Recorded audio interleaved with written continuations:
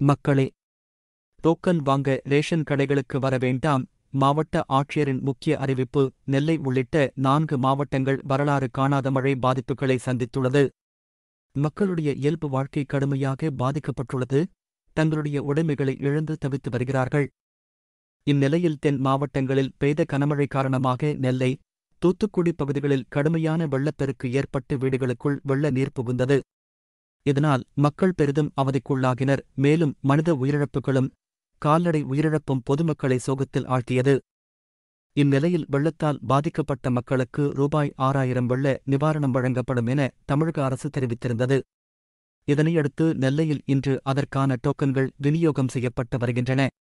இந்நிலையில் நெல்லையில் வெள்ள நிவாரண டோக்கன் பெற ரேஷன் கடைகளுக்கு வர வேண்டாம் என பொதுமக்களுக்கு அம்மாவட்ட ஆட்சியர் வேண்டுகோள் விடுத்துள்ளார்.